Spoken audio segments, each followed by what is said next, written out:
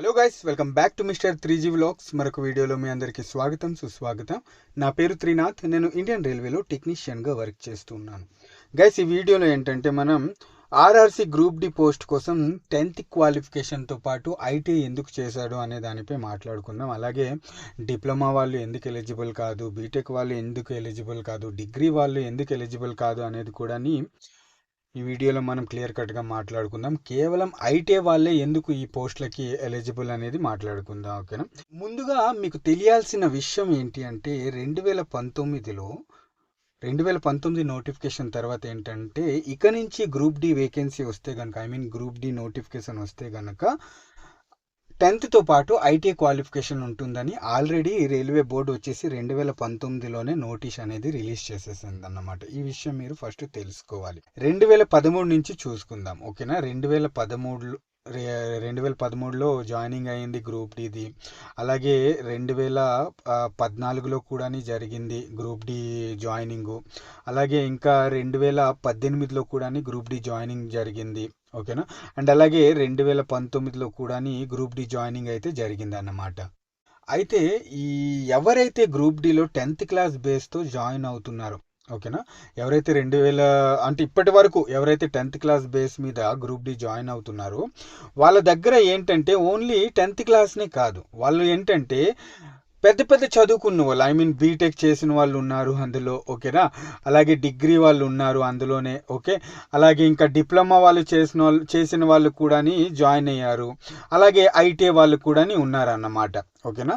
ఇక్కడ ఏం జరుగుతుందంటే ఈ బీటెక్, డిగ్రీ, డిప్లొమా చేసిన వాళ్ళు ఏంటంటే గ్రూప్ డిలో ఏదో రైల్వే తెలియక జాయిన్ అయిపోయారు. ఓకేనా? వచ్చింది, ఎగ్జామ్ క్లియర్ చేసేసారు, వచ్చింది, జాయిన్ అయిపోయారు. ఆ తర్వాత ఏంటంటే ఒక 2-3 నెలలు చేసిన తర్వాత ఆ జాబ్ అనేది వాళ్ళకి ఇష్టం లేక వదిలేసి వెళ్ళిపోతున్నారు అన్నమాట. ఓకేనా? ఇలా చాలా వరకు జరిగింది, చాలా సంవత్సరాల వరకు ఇక్కడ జరిగింది అన్నమాట. ఉదాహరణకి ఇక్కడ చూసుకున్నట్లయితే కనుక 2013 నుంచి ఇప్పటి వరకు రీసెంట్ జాయినింగ్ 2019 వరకు ఇలానే జరిగింది అనమాట. జాబ్ వదిలేసి వెళ్ళిపోతూ ఉన్నారు. బట్ ఇక్కడ ఏంటంటే ఐటీ వాళ్ళు ఎవరైతే ఉన్నారో, ఓకేనా, ఐటీ వాళ్ళు ఎవరైతే ఉన్నారో వాళ్ళు జాబ్ వదిలేసి వెళ్ళలేదు. అర్థమవుతుందా? వాళ్ళు ఇప్పటికీ కూడా రైల్వేలో ఆ పోస్ట్ అనేది చేస్తున్నారు. ఇక్కడ ఏంటంటే గైస్, చదువు అనేది అంటే ఒక పర్సన్ హై ఎడ్యుకేటెడ్ పర్సన్, ఓకేనా, గ్రూప్ డి జాయిన్ అయితే కనుక అతనికి అఫ్కోర్స్ ఆ పని నచ్చదు. ఎందుకంటే గ్రూప్ డి పోస్ట్ అనేది చెప్పాలంటే ఒక విధంగా రైల్వేలో లోవర్ గ్రేడ్ అన్నమాట.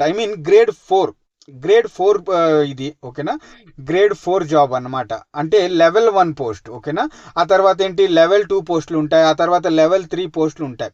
సో ఇలా ఈ లెవెల్ 1 పోస్టు తెలియక చాలామంది జాయిన్ అయిపోయి ఆ పని చాలా కష్టంగా ఉంటుంది. ఓకేనా? చెప్పాలంటే నిజానికి ఆ పని అనేది, గ్రూప్ డి పని అనేది చాలా కష్టంగా ఉంటుంది. సో వీళ్ళందరూ ఏంటంటే జాయిన్ అయిపోయిన తర్వాత వదిలేసి వెళ్ళిపోయేవారు అన్నమాట. అక్కడ ఏంటంటే చాలా టైం అనేది రైల్వేది చాలా టైం వేస్ట్ అయ్యేది అనమాట. మళ్ళీ వేకెన్సీ తీసి మళ్ళీ జాయినింగ్ ప్రాసెస్ చేసి, సో ఇదంతా తలనొప్పి ఎందుకు, మాటికి ఎందుకు అని ఆలోచించి బోర్డు ఏం చేసిందంటే 10th క్లాస్తో పాటు ఐటీ పెట్టింది అనమాట. ఐటీనే ఎందుకు పెట్టింది అంటే ఈ ఐటీ క్యాండిడేట్స్ ఎవరైతే ఉన్నారో జాబ్ వదిలేసి వెళ్ళడం లేదనమాట. ఇప్పుడు ఏంటంటే గైస్, ఇక్కడ చూసుకున్నట్లయితే కనుక ప్రమోషన్ ఉంటుంది గ్రూప్ డిలో. ఓకేనా? గ్రూప్ డిలో ఏంటంటే ప్రమోషన్ ఉంటుంది. నెక్స్ట్ ప్రమోషన్ ఏంటి, టెక్నీషియన్ గ్రేడ్ 3గా ప్రమోట్ అవుతారనమాట. ఎవరైతే గ్రూప్ డిలో జాయిన్ అయ్యారో వాళ్ళు నెక్స్ట్ టెక్నీషియన్ 3గా ప్రమోట్ అవుతారు. ఆ తర్వాత టెక్నీషియన్ 2, ఆ తర్వాత టెక్నీషియన్ 1, ఇలా ఎంసీఎం, ఇలా ప్రమోషన్ అవుతారు అన్నమాట. మోస్ట్లీ టెక్నీషియన్ క్వాలిఫికేషన్ వచ్చేసి ఐటీ, మనందరికీ తెలిసిన విషయమే కదా, ఐటీ అన్నమాట. ఇప్పుడు ఉదాహరణకి చూసుకున్నట్లయితే కనుక డిప్లొమా వాళ్ళకి ఏంటంటే ఆర్ఆర్బి జేఈ పోస్ట్ ఉంది. ఓకేనా? అలాగే డిగ్రీ వాళ్ళకి ఏంటంటే ఎన్టీపీసీ ఉన్నాయి. ఓకేనా? ఇంజనీరింగ్ డిగ్రీ వాళ్ళకి కూడా ఎన్టీపీసీ పోస్టులు ఉన్నాయి.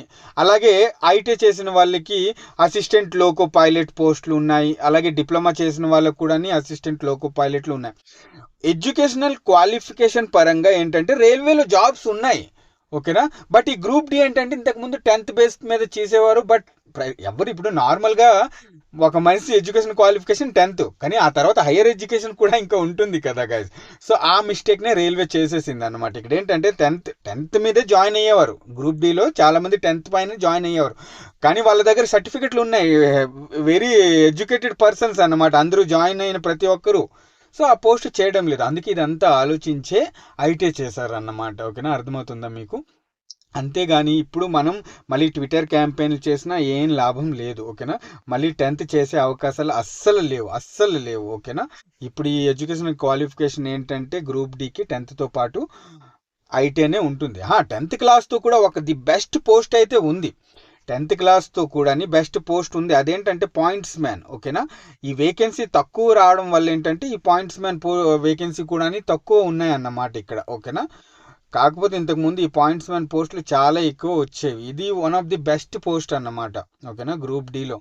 సో ఇలా బోర్డు ఎవరైతే అనుకుంటున్నారో, ఐ మీన్ గ్రూప్ డికి 10th వస్తుంది అని అనుకుంటున్నారో, అలా ఏం జరగదు. ఎందుకంటే 2019లోనే ఆల్రెడీ చెప్పేశారు కాబట్టి మీరు ఈ 6 year గ్యాప్లో ఏం చేశారు అని ఒక రైల్వే దగ్గర అయితే అనే అధికారం ఉందన్నమాట. ఎందుకంటే 2019లోనే నెక్స్ట్ నోటిఫికేషన్కి గ్రూప్ డికి 10th పాటు ఐటీ ఉంటుంది అని చెప్పేశారు కదా. సో ఈ 6 years ఏం చేశారు స్టూడెంట్స్ అని వాళ్ళ దగ్గర కూడా ఒక అధికారం ఉందన్నమాట చెప్పడానికి. సో ఇది చాలామందికి నేను ఇంతకు ముందే చెప్పాను, ఇక నుండి గ్రూప్ డికి 10th క్లాస్తో పాటు ఐటీ ఉండే అవకాశాలు ఉన్నాయని. సో ఒకవేళ అప్పుడే 1 year diesel mechanic 1 year course చేసినా సరే అది కూడా ఎలిజిబుల్లే. అలాగే వెల్డర్ చేసినా సరే 1 year కోర్సు అది కూడా ఎలిజిబుల్లే. ఓకేనా, సో ఇలా చాలా అయితే ఉన్నాయి. మెయిన్గా ఫిటర్, ఎలక్ట్రీషియన్ కాకుండా ఇంకా చాలా ట్రేడ్స్ ఉన్నాయి అన్నమాట ఐటీఐలో. సో ఐటీఐ చేస్తే కనుక ముఖ్యంగా ఒకవేళ రైల్వే ఉద్యోగాలు మీకు ఇష్టమైతే కనుక తప్పకుండా ఐటీఐ చేసుకోండి. ఓకేనా, ఎందుకంటే ఈ ఐటీఐ బేస్ మీదే ఎక్కువ రైల్వేలో వేకెన్సీ అయితే ఉన్నాయి. ఉదాహరణకి అసిస్టెంట్ లోకో పైలట్ కానివ్వండి, టెక్నీషియన్ కానివ్వండి, గ్రూప్ డి కానివ్వండి, ఇవన్నీ ఏంటంటే ఐటీ బేస్ మీద వచ్చే పోస్టులు అనమాట. టెక్నికల్ సైడ్ చెప్తున్నాను. నాన్ టెక్నికల్ చూసుకున్నట్లయితే కనుక డిగ్రీ వాళ్ళకి అందరికీ ఉన్నాయి క్లర్క్ పోస్టులు, సీనియర్ క్లర్క్, జూనియర్ క్లర్క్ పోస్టులు అన్నీ ఉన్నాయన్నమాట. సో ఇది చదువుకున్న వాళ్ళు ఎవరైతే ఉన్నారో ఈ జాబ్ అనేది చేయలేరు అన్నమాట. ఎవరికైతే జాబ్ అవసరం ఉంటుందో ఓకేనా, వాళ్ళు కంపల్సరీ జాబ్ చేయాలి అనుకునే వాళ్ళు తప్పకుండా ఈ పోస్ట్లో ఉండిపోతారన్నమాట. ఓకేనా, అంతేగాని చదువుకున్న వాళ్ళు 2-3 నెలలు చేస్తారు, ఆ తర్వాత చెప్పకుండా వెళ్ళిపోతారు. చాలా జరిగాయి ఇలాంటి కేసులు, నేను చాలా చూసాను. నా సర్వీస్లో నేను చాలా మందికి చూసాను అన్నమాట. జాయిన్ అవ్వడం, జాబ్ నచ్చక వెళ్ళిపోవడం వదిలేసి, అదనమాట. ఎలాంటి ఇంటిమేషన్ ఇవ్వకుండా వెళ్ళిపోవడం. సో చాలా పెద్ద తలనొప్పి అనమాట బోర్డుకి ఇదంతా. సో అందుకే ఇదంతా ఆలోచించే బోర్డు ఏం చేసింది, 10th క్లాస్తో పాటు ఐటీ అయితే ఫైనల్ చేసేసింది అన్నమాట. ఒక్క విషయం నేను కన్ఫర్మ్గా చెప్పగలుగుతాను, అదేంటంటే రైల్వేలో ప్రతి సంవత్సరం ఇక నుండి వేకెన్సీ అయితే ఉంటాయి. ఓకేనా, ఇది నేను కన్ఫర్మ్గా చెప్పగలను. ఎవ్రీ ఇయర్ నోటిఫికేషన్ వస్తుంది. ఆల్రెడీ 2025 జాబ్ క్యాలెండర్ కూడా త్వరలోనే వస్తుంది.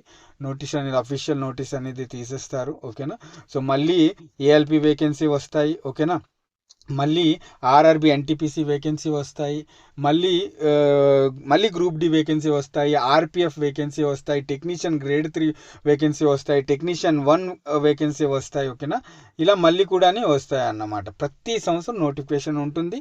ఈ జాయినింగ్ ప్రాసెస్ ఏదైతే ఉందో, జాయినింగ్ ప్రాసెస్ కనీసం 2 నుంచి 3 సంవత్సరాలు అయితే అవుతుంది అన్నమాట. ఇది కామన్, ఎందుకంటే సెంట్రల్ గవర్నమెంట్ ఉద్యోగాలు కాబట్టి ప్రాసెస్ అనేది లేట్ అవుతుంది. మీ ఎగ్జామ్ స్టార్ట్ అయిన నుంచి మీ జాయినింగ్ వరకు కనీసం 2 సంవత్సరాలు పడుతుంది టైం. ఓకేనా, సో ఇలా ఎవరికైతే ఓపిక ఉంటుందో వాళ్ళు మాత్రమే ఈ రైల్వే ఉద్యోగాలకి ప్రిపేర్ అవ్వండి. మిగతా వాళ్ళకి ఒకవేళ ఓపిక లేకపోతే కనుక ఈ రైల్వే ఉద్యోగాలు మీకు ఎందుకు, ఐ మీన్ మీకు సూట్ కావు. ఓకేనా, సో అదన్నమాట. ఏదైనా మంచిగా ప్రైవేట్ జాబ్ లేదా సాఫ్ట్వేర్ జాబ్ లేదా బ్యాంక్ ఇటు సైడ్ వెళ్ళిపోతే కనుక బెటర్. లేదు నాకు రైల్వే ఉద్యోగం చాలా ఇష్టం అంటే కనుక ఓపికతో ఉండాలి అబ్బా. ఓకేనా, ఈ ఓపిక చాలా ముఖ్యం, మీలో ఓపిక అయితే ఉండాలన్నమాట ఇది. ఓకేనా, ఓకే గైస్, వీడియో నచ్చితే కనుక తప్పకుండా లైక్ చేయండి. నెక్స్ట్ వీడియోలో మళ్ళీ కలుస్తాను. అంతవరకు సెలవు, బాయ్, జై హింద్.